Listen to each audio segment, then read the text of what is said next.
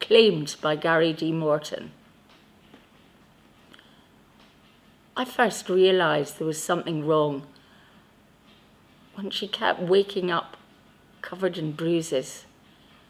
She would look towards me and her eyes were blank in the morning light. Everything reflected on the surface. There was something indefinably missing. Her eyes were made of glass and black ball bearings. She would sit and look right through me, her eyes constantly unfocused and fixed on the wall behind my head. There was something I found unsettling about this inexplicable absence within her. She would stop speaking for hours, and I would find her late at night, curled up in the corner of the spare room, holding an old frayed teddy bear and singing nursery rhymes in a detached whisper. She would sing in a softly melancholic, ephemeral voice that used to know the tune, but had somehow left the melody behind, forgotten and lost. I tried to get doctors to help me, but there didn't seem to be any medication they could prescribe that could bring her back to me. They told me that she was a lost cause and that there was nothing they could do. They would use words that I didn't understand. I knew that they didn't signify good news.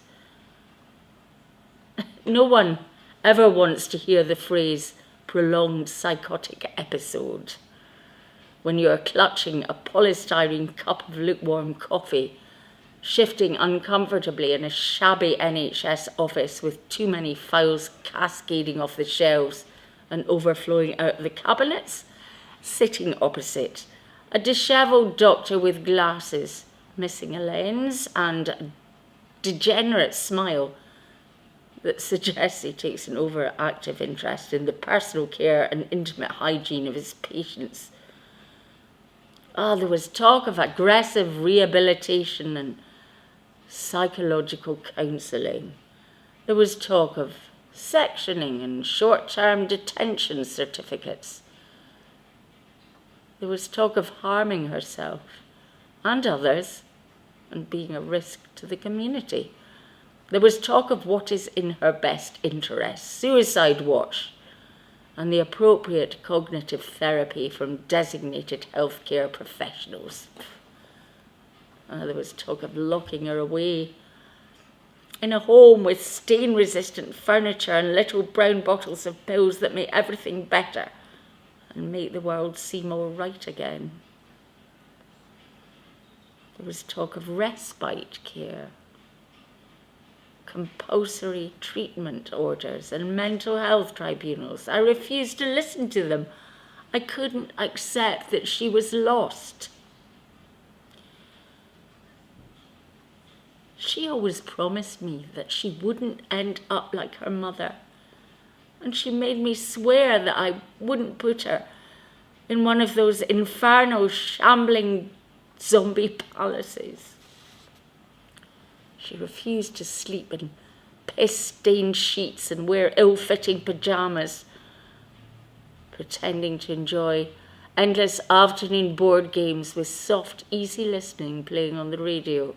Nothing too strenuous, nothing too excitable, nothing too human. She always promised me that she would take a swan dive off a bridge before she acquiesced to treatment. And I never had any reason to disbelieve her firm commitment to equilibrium and positive mental health. I probably should have known there was something unusual about her when our first date was at a torture museum, but at least she was unique. As she gradually deteriorated, I would lose another little piece of her each day. She grew distant and introverted. She would refuse to sleep for days on end. Her behaviour was getting more and more erratic and incomprehensible. One Sunday after a bath, I found her hiding under our bed, surrounded with broken pieces of mirror, with cocktail sticks rammed up each one of her fingernails. She would stand and stare at the TV screen for hours, but she would screech and scrape at my face if I tried to turn it on. One night I woke up and she was standing over at my side of the bed with her head pressed against the wall. She was just standing there, scraping her fingers up and down the wallpaper in her torn wedding dress that she had painted and plastered in her own excretions. Her nails were cracked and gouging at the wall, and she was mumbling incoherently about the man with no face that lives on my shoulder. There were nights I would lock myself in the bathroom and cry into the towels. I couldn't understand what had happened to my once warm and loving wife. She seemed broken in some way, out of reach. She would stare at my reflection when I was shaving in the morning, and she tried to serve me a partially decomposed bird for breakfast. She couldn't begin to comprehend why I was shouting at her. She told me I was being unreasonable. And there were nights when she would just not stop screaming in her sleep. I would desperately try and shake her out of it to bring salvation from whatever horrors that were occurring behind her eyelids. She just lay there biting and biting at her tongue until it bled bright red all over the sheets. I was completely helpless. She would get up in the night and she would bump around the house. But when I got up to look for her, I could never find her. I would come back and she would be lying in bed as if nothing had happened, blissfully unaware. She could never explain it to me in the morning, except that she was trying to save me from the dark that had manifested in her dreams of the man inside the walls. The bruises round her ankles and wrists got worse and worse, but she would never know where they came from. She would stand in the bathroom with the lights off and candles burning. She would tell me she was taking a bath, but she would stand there scratching at the mirror and weeping. She would beg me to help her, but I didn't know what to do. I started to notice that little things had started to be hidden around the house. Just little bits and bobs that would be moved about. She would hide my screwdrivers and razors in the old shoe boxes that she kept at the bottom of her wardrobe. Or she scraped the face off the old figurine of a saint that I bought at a church coffee morning. She would go through my books and tear out every second page. I would find the pages of the book secreted around the place. Oh, and little pieces of skin in my coffee. The pages would be stuffed behind light fittings and crumpled up under my pillow.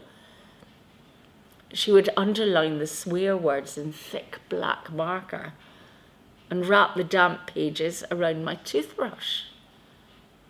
My clothes would be shredded when I went to pull them on for work. I would find leaves and pine cones crushed in my pockets.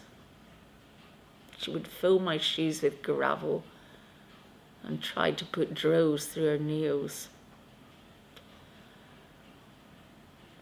I did my best to survive each day, but every time I pulled out the drive and looked at her standing wistfully at the window, and still there was nothing, I would dread returning from work to see what she had done next. She would promise that she wouldn't take any more pills and that she wasn't the cause of all this. She would tell me that it wasn't her fault. I would cradle her in my arms and I could believe her softly spoken lies.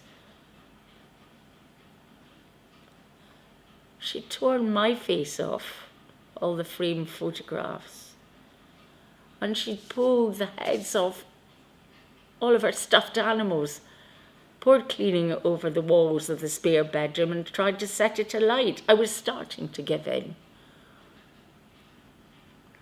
It wasn't long after that I found the family Bible in the oven. Its leather covers scorched and the pages blackened and curled. Oh, it took weeks for the burn smell to go away.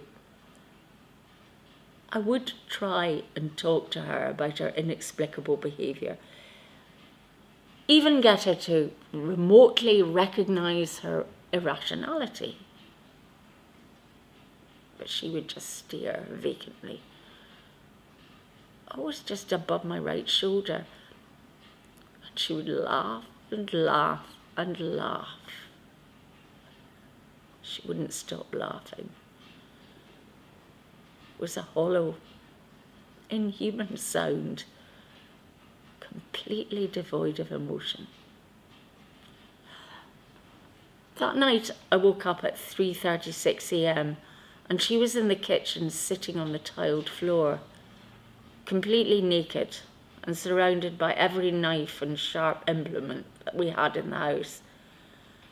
They were all pointing inwards towards her. She was holding a dolly and she'd cut off all of its hair. And she smiled at me as she filled her mouth with golden doll hair. That night I saw a glimmer of something once misplaced, something finite, just like before, but it was shrouded in anguish and fear. I knew that I had failed her, and I would call the hospital in the morning. I knew then that she was lost. She was never the same after she lost the baby. The next morning I woke up and she was pressing drawing pins into my spine, and she'd filled her vagina with marbles. There were cuts and bruises all over her body. The sheets were drenched in blood. She was hacking at herself with a pair of scissors and looking just above my right shoulder, just like usual.